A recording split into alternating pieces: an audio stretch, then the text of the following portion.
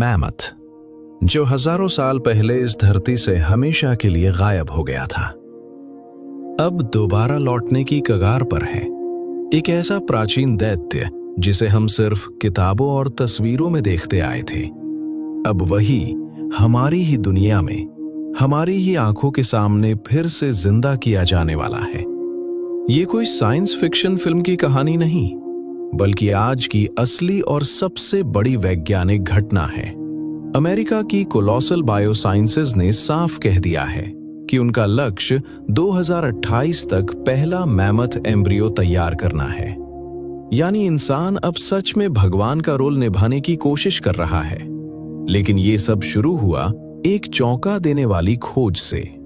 जून 2022 में कनाडा के यूकॉन इलाके में, जो परमानेंट जमी हुई जमीन यानी परमाफ्रॉस्ट के लिए जाना जाता है, वहां खनिकों को कुछ ऐसा मिला जिसने पूरी दुनिया के वैज्ञानिकों को हिला दिया। जैसे ही नीली चादर हटाई गई, सबकी सांसें रुक गईं। वहां एक 30,000 साल पुराना मैमथ का बच्चा बर्फ में पूरी तरह सुरक्षित मिला।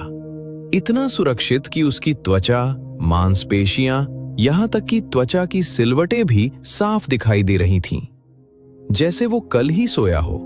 स्थानीय लोगों ने उसे नाम दिया नोंगचोउगा, जिसका मतलब है बड़ा प्यारा जानवर बच्चा। ये अब तक का सबसे सुरक्षित मैमथ ममी था, जो सीधे 30,000 साल पुराने समय को हमारे सामने ले आया। लेकिन कहानी यहीं खत्म नहीं होती। 2024 में सेल में प्रकाशित एक रिसर्च ने सब कुछ बदल दिया।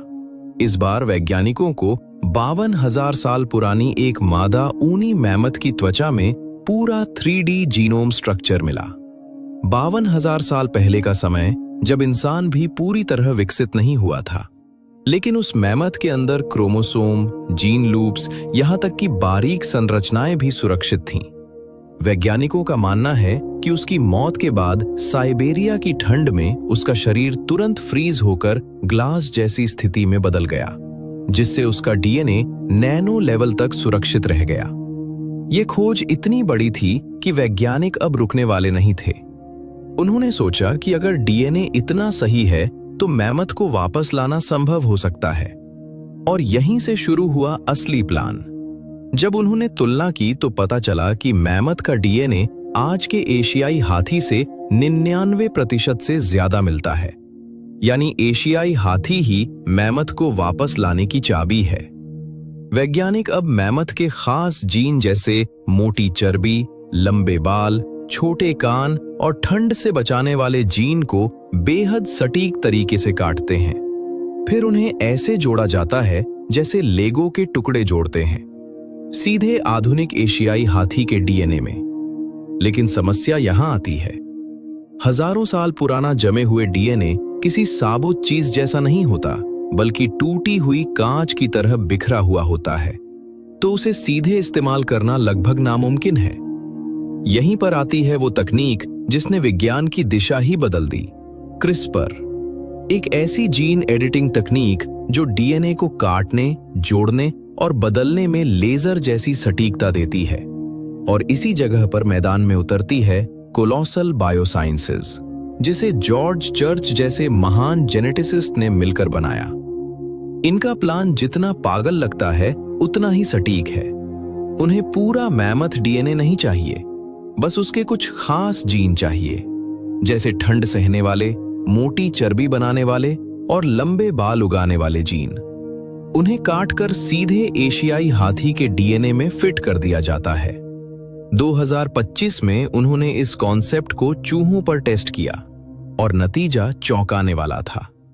उन्होंने ऐसे चूहे पैदा किए जिनके बाल लंबे, घुंघराले और सुनहरे थे, बिल्कुल मैमथ जैसे। और सबसे हैरानी की बात ये कि ये गुण अगली पीढ़ी में भी सही सलामत ट्रांसफर हुए, बिना किसी बीमारी के।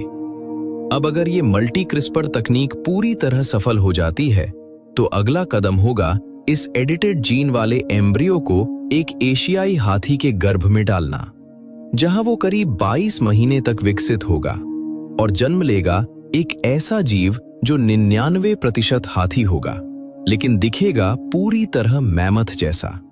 लंबे बालों वाला, भारी शरीर वाला और माइनस तापमान में भी आराम से जीने वाला। यानी इंसान अब सच में लैब के अंदर एक नई प्रजाति बनाने की कगार पर खड़ा है। अब सवाल उठता है, इतना पैसा, इतनी मेहनत और इतना रिस्क आखिर क्यों? इसका उद्देश्य सिर्फ एक रियल लाइफ जुरासिक पार्क बनाना नहीं है, बल्कि इसके पीछे एक बहुत बड़ी वजह है। वैज्ञानिकों के मुताबिक साइबेरिया की जमी हुई जमीन यानी परमाफ्रॉस्ट के अंदर करीब 600 अरब टन से ज्यादा ग्रीन हाउस गैस फंसी हुई है। अगर ये पिघल गई तो धरती का तापमान बेकाबू हो जाएगा और यहीं पर मैमथ धरती के संतुलन को बनाए रखने में अहम भूमिका निभा सकता है। प्राचीन समय में जब हजारों मैमथ बर्फीले मैदानों में घूमते थे तो उनके भारी पैरों से बर्फ दब जाती थी, जिससे ठंडी हवा जमीन के अंदर तक पहुंचती थी और परमाफ्रॉस्ट सुरक्षित रहता था। साथ ही वे पेड़ों को गिराकर उस जमीन को खुला रखते थे, जिससे सूरज की रोशनी रिफ्लेक्ट होती थी और गर्मी कम होती थी।